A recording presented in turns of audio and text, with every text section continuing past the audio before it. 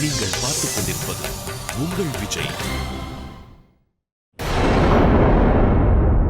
இன்று தாம் எனது மகளுக்கு வரனாக என் கண் முன்பு நிறுத்தியவர் ஒரு அன்னையாக எனது உள்ளம் கண்டதும் நடுங்கும் அளவு குரூர தோற்றம் அல்லவா கொண்டிருக்கிறார்.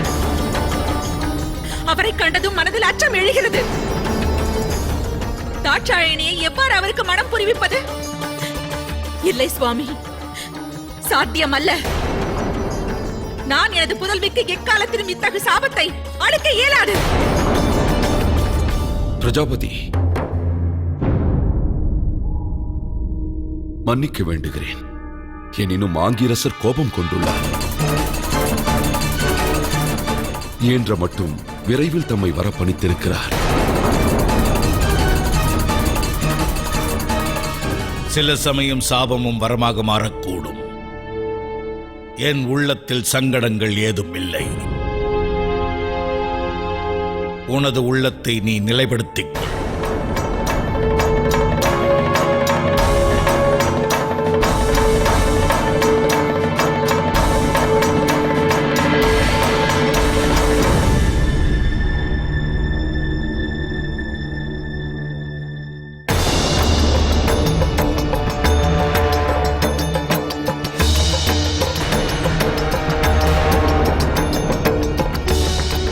இது போன்ற ஒரு சங்கடத்தை விளைவிக்கும் சூழ்நிலையினை நான் முன்பே சிந்திக்காதிருந்தது தவறு. ஏனெனில் நீங்கள் என்னையும் என் புதல்வனையும் அவமதிக்கும் நோக்கத்தோடு இங்கு அழைத்திருக்கிறீர்கள். மன்னிக்க வேண்டும் ரிஷிகளே. எனக்கும் என் குடும்பத்தாருக்கும் அத்தகைய அபிப்பிராயம் ஏதுமில்லை. பிரஜாபதியின் மாளிகையில் விருந்தினர்களும் இறைவனும் வெவ்வேறானவர்கள் கிடையாது. சிருஷ்டியே பிரஜாபதியையும் அவர் புதல்வியையும் புறக்கணித்த போது நான் முன்வந்து தமக்கு துணை நின்றேன். களங்கப்பட்ட தமது புதல்வியை என் மருமகளாக ஏற்க சம்மதித்தேன். அது மட்டுமின்றி என் புதல்வன் விருப்பத்திற்கு மாறாக இவன் தாட்சாயணியை மனம் முடித்தேயாக வேண்டும் என்று ஆணையிட்டேன். என் கௌரவத்தை பணயம் வைக்க நான் முன்வந்தது இத்தகைய அவமதிப்பிற்காகத்தானா? வா மகனே, பிரஜாபதியின் குலத்தில் மெய்ஞானம் தேவையில்லை, மெய்யழகு மாத்திரமே தேவைப்படுகிறது.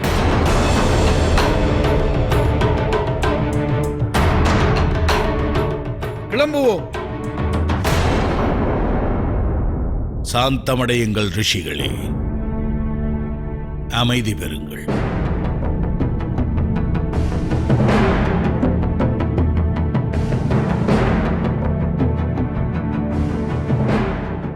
தாங்கள் என் புதல்வியை ஏற்க சம்மதித்தீர்கள்.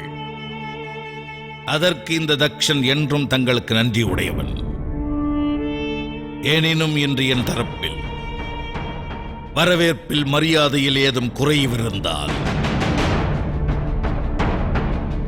அதற்கு நான் மன்னிப்பு வேண்ட கடமைப்பட்டவன். எனினும் தங்களது புதல்வனே, என் மகளுக்கு மணாளன். நான் தங்களை என் மகளுக்கு சத்பீசரை மணமுடிக்க அழைத்திருக்கிறேன். அது நிகழ்வதில் ஐயங்கள் ஏதுமில்லை. இது தங்களுக்கு தக்ஷனின் வாக்குறுதி.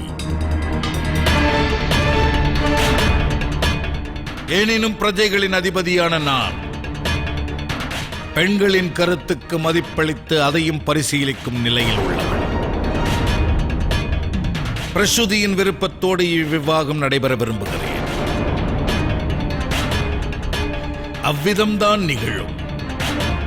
அதில் எனக்கு நம்பிக்கை உள்ளது. சிறிது அவகாசம் மட்டும் வேண்டுகிறேன். விவாக ஆயத்தங்கள் தொடங்கும் வரையில் சிறிது இளைப்பார்கள்.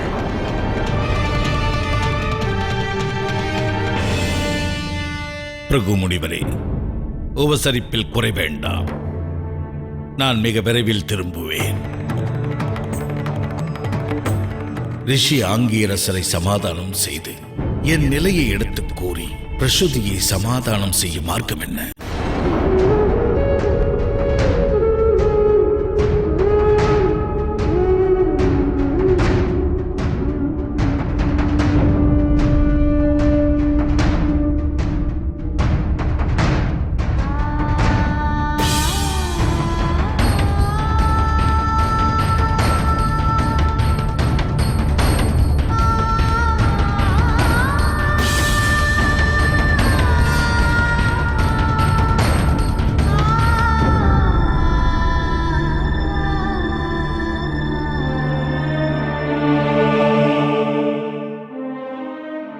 வேளை நெருங்கிவிட்டதா?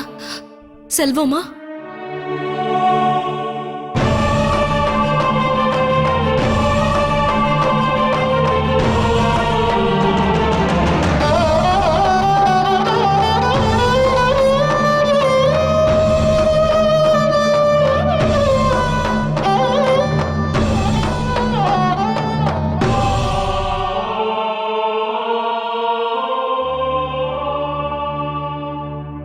எவரின் மீது நம்பிக்கை கொண்டு விவாகத்திற்கு நீ சம்மதித்தாய்? உன் அன்னை தந்தை மீதா? எனினும் உனக்கு விரோதமாக சதி நிகழ்கிறது மகளே. சத்பீசன் உனக்கு ஏற்றவன் அல்லன்.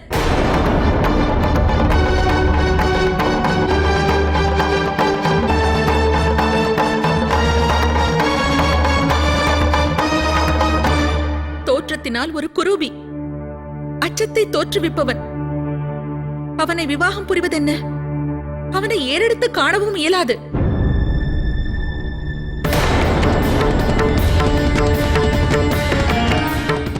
சதி,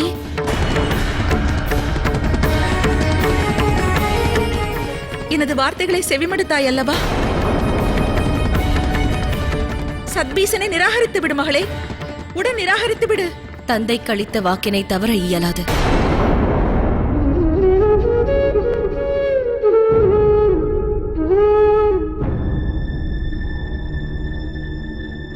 அதுவே நிர்பந்தமெனில் பிரசூதியான நான், சுயம்பு மனுவின் புதல்வி, உன்னை அந்த வாக்கினின்று விடுவிக்கின்றேன்.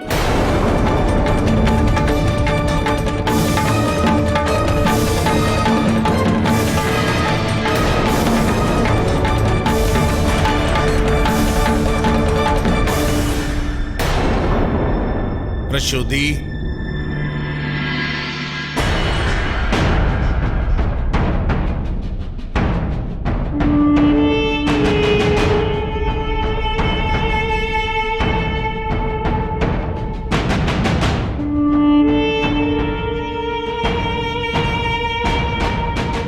என் மகள் ஞானி ஆவாள். அவள் உண்மையை உணர்ந்திருக்கிறாள். மானிட அழகு உருவத்தில் அல்ல, மன தூய்மை, சிந்தனை, ஞானத்தோடு தொடர்புடையது. கூடும் ஆயுளோடு அழகு அழிந்துவிடும் தன்மை கொண்டது. எனினும் ஞானம் ஆயுளோடு பெருகும் தன்மை கொண்டது.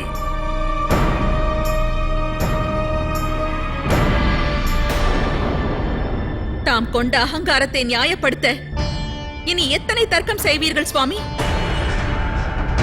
நம் புதல்விகள் தமக்கு சுமை என்பதை பிரதிபலிக்கும் விதமாக அவர்கள் விவாகம் முடித்தீர்கள். அனைத்தையும் சகித்தேன், ஏற்கவும் செய்தேன். மறுத்த ஒரு வார்த்தை கூறவில்லை சுவாமி.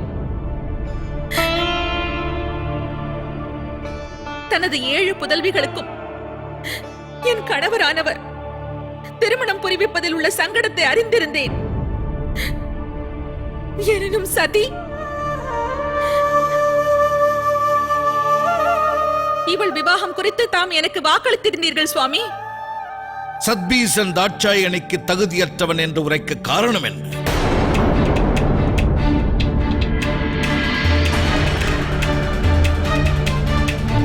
அவரிடமுள்ள குறை என்ன? வேதங்களையும் உபனிஷதங்களையும் கற்று தன் தந்தைக்கு துணை நிற்பவன். பிரகஸ்பதி இல்லாத நிலையில் இந்திரலோக நிர்வாக சுமையை ஏற்றிருப்பவன். இன்று நாம் காணும் அவனது அவல நிலை அந்த நிர்வாக சுமையினால் விளைந்ததே. அவன் தகுதியற்றவனாக இருந்திருந்தால் பிரம்மதேவர் அவன் பெயரை முன்மொழிந்திருக்க மாட்டான்.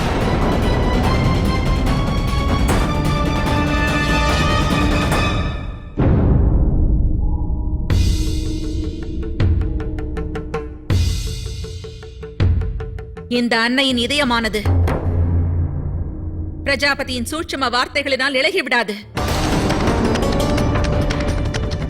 என் புதல்விக்கு ஏற்றது எது, எது ஏற்புடையது அல்லவென்ற உண்மையினை நன்கு அறிந்தவள் நான்.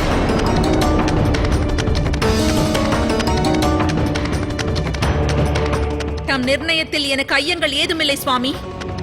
நம் மகளுக்கு தாங்கள் தேர்ந்தெடுத்த வாழ்க்கையில் இவளுக்கு நன்மைகள் விளைய வாய்ப்பும் இல்லை.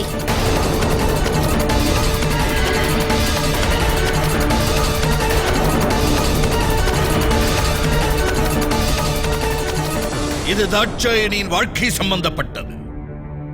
முடிவு செய்ய வேண்டியதும் அவளேதான். இவள் முடிவு எதுவாக இருந்தாலும் அதனை நாம் ஏற்றே ஆக வேண்டும்.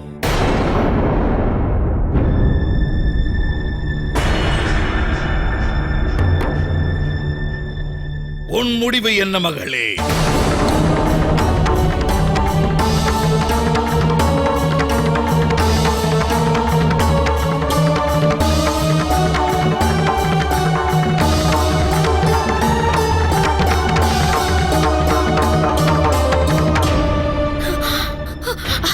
சதி சதி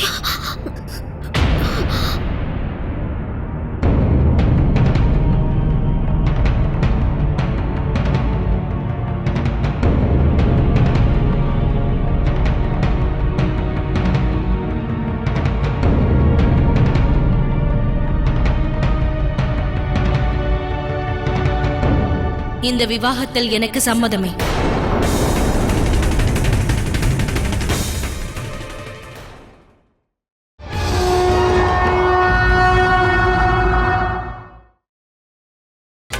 நீங்கள் பார்த்துக் கொண்டிருப்பது உங்கள் விஜய்.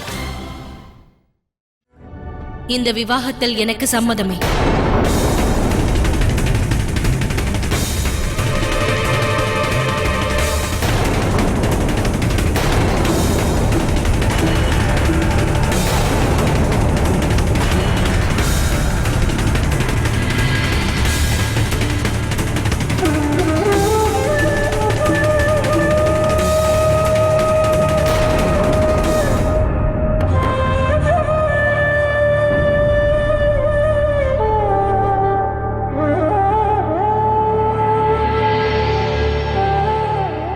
எதற்கு இந்த விபரீத முடிவு மகளே? உன்னுடைய தந்தையின் அகங்காரம் வெற்றி அடைவதற்காக உன் வாழ்வை ஏன் தியாகம் செய்கிறாய்? எதற்கு? பிரஜாபதியின் புதல்வி தன் முடிவை அறிவித்து விட்டாள். இனி தாயின் கடமையை நீ நிறைவேற்று. புறப்படுங்கள். மாப்பிள்ளை வீட்டாருக்கு மரியாதை செய்வோம். பாருங்கள். அது சாத்தியமல்ல.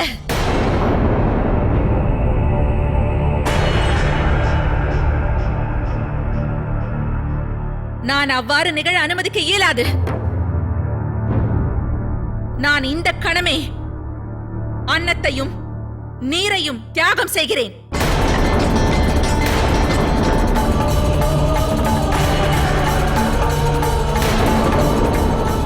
ஒன்று இந்த சம்பந்தம் உடைபட வேண்டும், இல்லையேல் எனது பிராணன் விடுபட வேண்டும்.